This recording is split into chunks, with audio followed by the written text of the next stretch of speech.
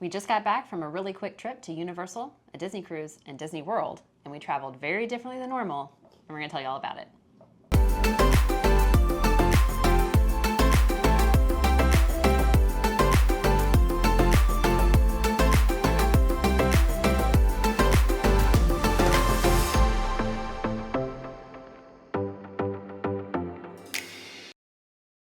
Because we were combining this trip with a cruise and hitting Universal and Disney World and trying to cram a lot into 8 days, we did this trip very differently than we normally would.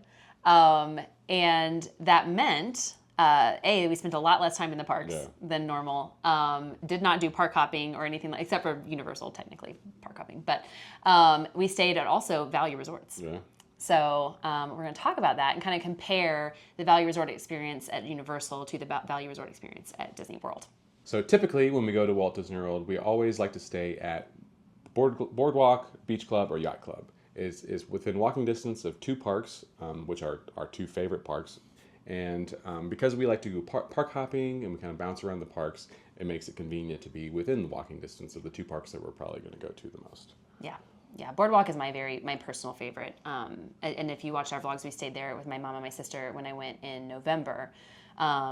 So really love staying there. For this trip, we did 1 day at the Universal Parks, 2 nights at Cabana Bay. And we did at Disney World extremely different. We did not park hop. In fact, we did an after hours event only on our disembarkation day where we did after hours at Magic Kingdom. And then we did an Epcot day. And then we did a day at Animal Kingdom where we closed out that with after hours at Hollywood Studios. So we still hit the 4 parks, but it was very scheduled, very structured, and very regimented. And this time we stayed at Art of Animation, which is a value resort, off of the Skyliner. So still had really great access to Hollywood Studios and Epcot, but not walking access. Yeah. So very different than how we usually do Disney. But so we thought it would be interesting to kind of reflect on our thoughts of kind of the comparison of the value resorts to deluxe resorts at each place, and then also the comparisons together between Universal and Disney. So let's talk about Universal first in Cabana Bay. So, because we've also stayed at Portofino Bay in the Royal Pacific. Yes, yeah. And this was our second time, though, staying at Cabana Bay. Because the very first time we went to Universal, we stayed there. Yeah, I really like Cabana Bay. It's within walking distance of the park. Maybe some people may think it's too far of a walk, but not to us. What was interesting to me is, to me, the value of staying at the deluxe resort, well, the Express Pass is a huge value at Universal. If you stay at a deluxe resort, you get an Express Pass included in your stay, and that is a big value. If you're going to ride a lot of rides, that is great. That's a huge perk. We weren't really interested in that this time. This was really more about experiencing Universal with the kids, so we weren't too concerned about hitting all the rides. So that wasn't as big of a deal. But I would say that the walk is just as far to Portofino Bay than it is to Cabana Bay. I don't really remember, but it was. It wasn't a short walk. Longer, much longer. Yeah. I think the shortest walk is probably from the Hard Rock. What's the name of that place? Yeah. It's the one with the guitar. Basically in the City Walk. Because that was practically in City Walk. So that's probably the one with the shortest walk. But really, to me, there was very few downsides of staying at Cabana Bay compared to staying at a deluxe resort at Universal. Because to me, the primary difference was the lack of the Express Pass, which is a pretty small difference, really. And if you're only doing the park for 1 day, it's like the Express Pass isn't that expensive to just tack on. Obviously, your accommodations aren't as good. You're getting a little thinner bath towels, a little thinner bedding. It's not like deluxe or luxury accommodations. Probably a smaller fridge. Yeah. All those kind of things. Yeah. Well, and the dining is different because I think the deluxe resorts do have sit-down restaurants and those kinds of things, which again, for this trip, we weren't really, kind of worried about doing. The Cabanas had Bayliner Diner, which was like a walk-up thing, which I thought was really good food too. Yeah, I loved Bayliner Diner. I thought they had a great variety of things. It was really fantastic.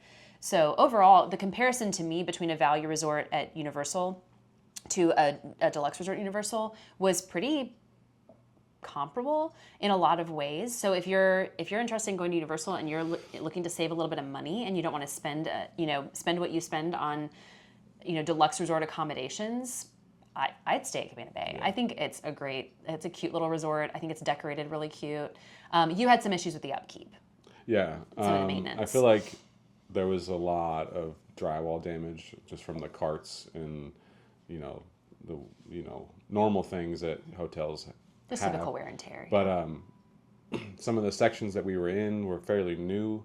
I wouldn't say new, but like less than 10 years old, and they just like felt like there was like the plates were like the elevator buttons were kind of like crooked, and like that would take nothing to just fix that and permanently fix that, but it just seemed like there was like a lack of that like attention to detail that like just coming from like a maintenance background like that I would expect at a place like that.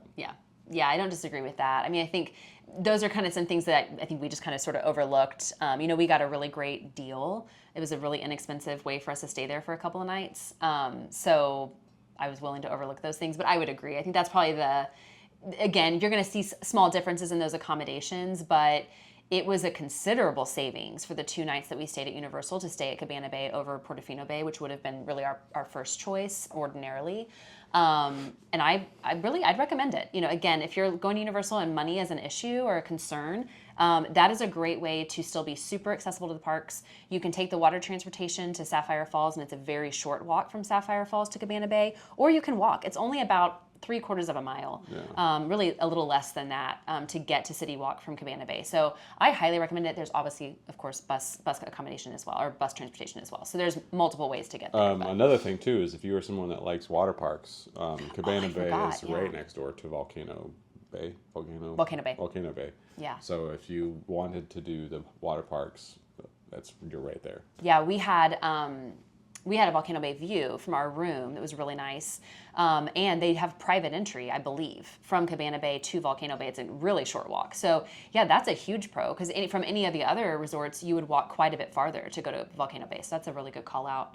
And the other thing I want to call out with Cabana Bay that was nice is the family suites. And my sister and her family stayed in one of the family suites, and they had 2 bedrooms and 2 bathrooms, a little kitchenette area, and a living room. And I thought that those were a great option for families. Plenty of room to spread out. They've got 3 kids, so it was nice for them. Everyone got their own bed, their own kind of space. It was really nice. So Disney value to resort, or value to deluxe.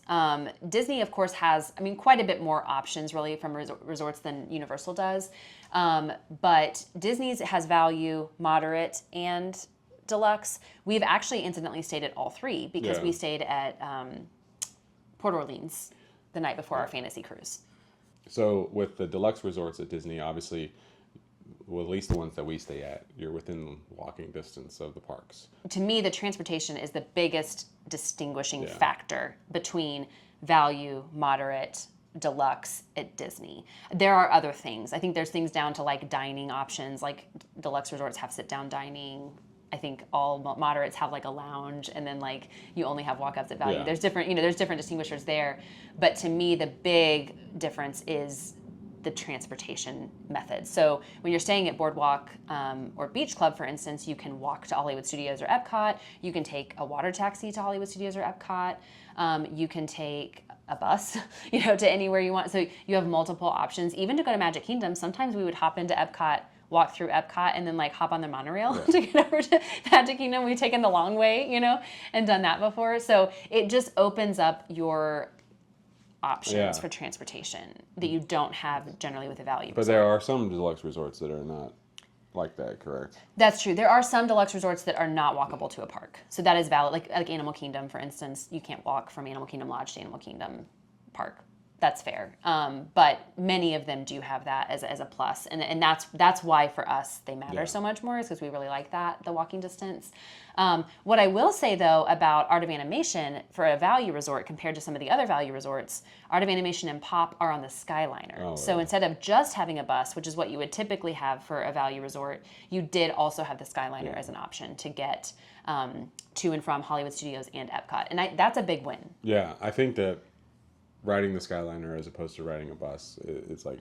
It was very pleasant. Hands down, like better. Yeah. Well, you get your own, little like compartment, and you have like, it has like a nice breeze through, and like, I think the Skyliner was a really enjoyable experience. And then like, it was a cool way to kind of just, and there's not a lot to see, but to see like... Yeah, it had good views.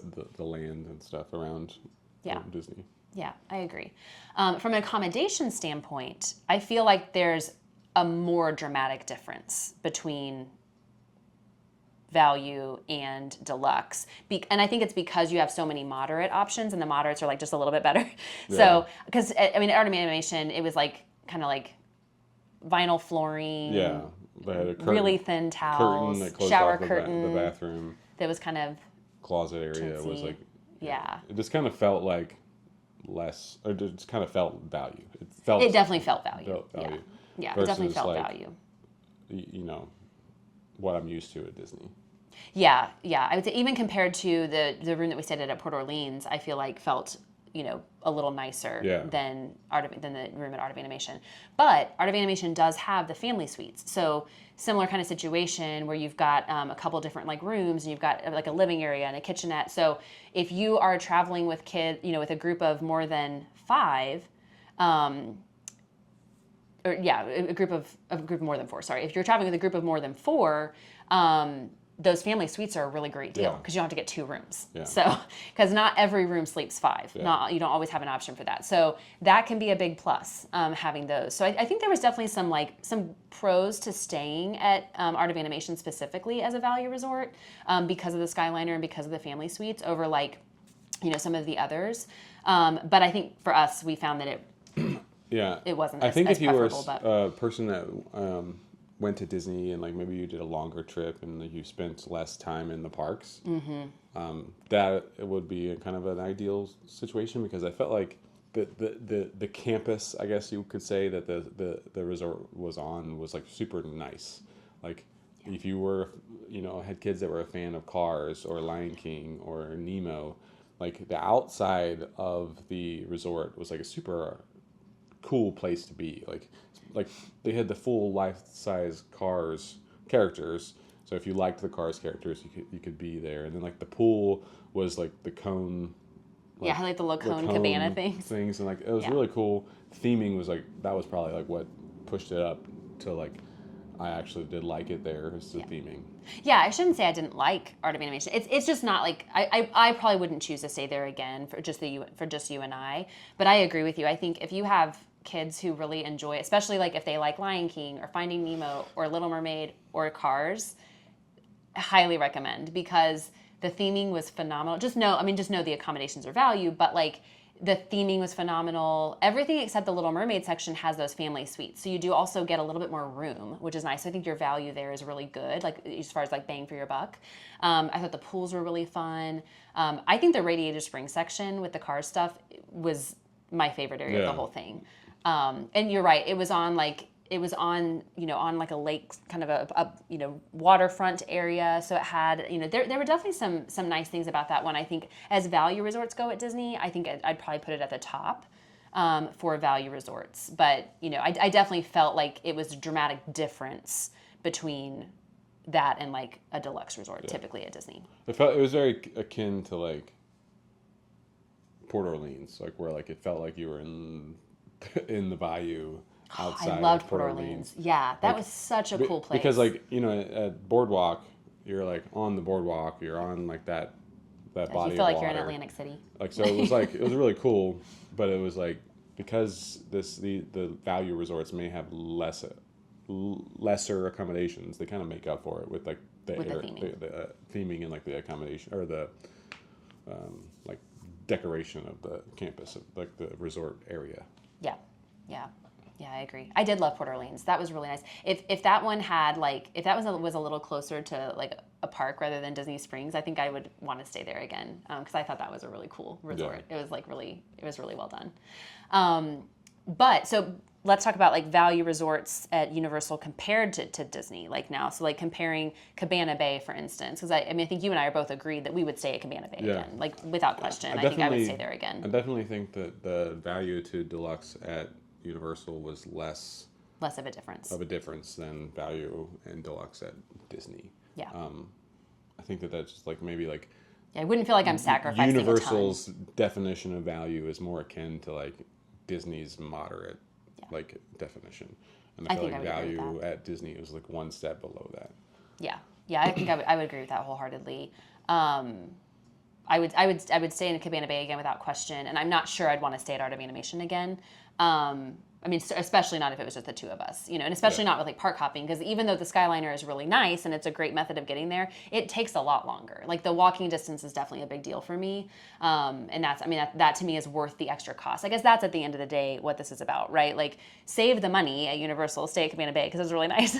You know, it was a cute place. It had everything we needed. We could still walk to City Walk, all that stuff. But I would spend the money at Disney. That's where I wouldn't save it. Yeah. I'd be like, no, it's worth it to me personally to spend a little bit more to stay at a deluxe resort at Disney versus the value at Disney. I think that's probably where I would land personally. Yeah, the biggest thing for me is the proximity.